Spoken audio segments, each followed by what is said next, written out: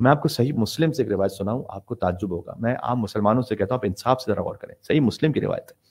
ایک دفعہ معاویہ نے سعد ابن ابی وقاص سے یہ کہا کہ کیا وجہ ہے تم علی پہ لعنت نہیں کرتے؟ ایسا کنورزیشن کون کر سکتا ہے؟ یہ صحیح مسلم سے روایت سنا رہا ہوں کہ حاکم شام نے سعد ابن ابی وقاص سے کہا کہ کیا وجہ تم علی پہ لعنت کیوں نہیں کرتے؟ وہ کون سے مسلمان ہیں جو کہتے ہیں کہ ان سب کے تعلقات تو بڑے اچھے تھے، تو بعد میں شیعوں کا پروپیگنڈا ہے؟ یہ صحیح مسلم کے شیعوں نے لکھی ہوئی. اور وہاں حاکم شام کا جملہ کہ کیا وجہ کہ تم لعنت نہیں کرتے، تو اس نے جواب دیا کہ سعد بن ابی وقاص کوئی مولا علی کا طرفدار نہیں ہے.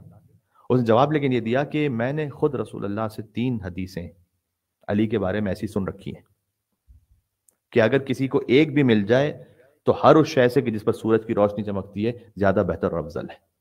اور تینوں علی بن ابی طالب کے پاس ہیں. وہ اس میں سے پہلا حدیث منزلت میں نے خود سنا کہ رسول اللہ نے علی کے لیے کہا تھا کہ یا علی انت منی بمنزلت ہارون من موسیٰ الا انہ لا نبی بعدی.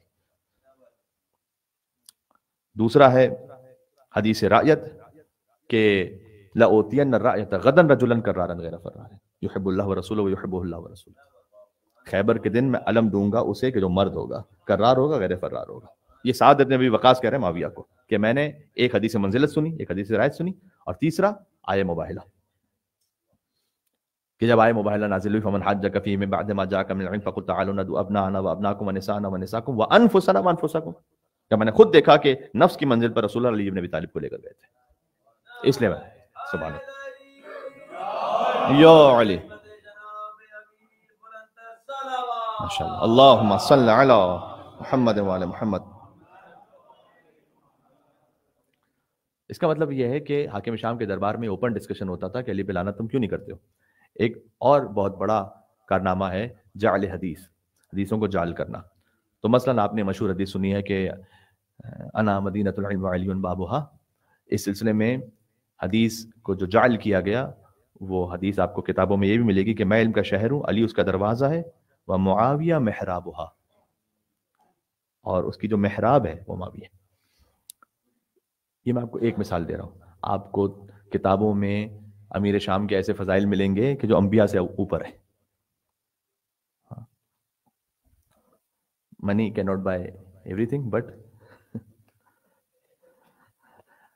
جعل حدیث اگر جو ہے وہ کوئی خریدنا چاہے تو وہ معاویہ کے زمانے میں ہو جاتا تھا.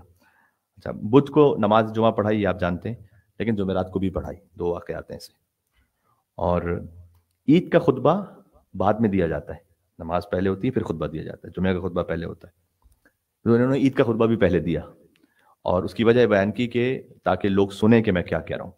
اس لیے کہ عید کا ایک مرکزی اجتماع ہوتا تھا اور اس میں سب علی بن ابی طالب کیا جاتا تھا، تو کہیں نماز پڑھ کے نکل نہ جائیں، اس لیے خطبہ پہلے دیا، یعنی بدعت قائم کی، اور مولا کائنات پر سب و شتم کیا، اور پھر بعد میں نماز پڑھائی.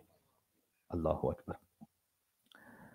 جب اپنے بیٹے یزید کو خلافت منتقل کرنے لگا تو عبداللہ ابن عمر نے اعتراض کیا تھا کہ یزید کی حرکتیں اتنی زیادہ قبیح تھیں، اوپن. اس نے کہا کہ کیا تم یہ سمجھتے ہو کہ یہ خلافت کا لائق ہے؟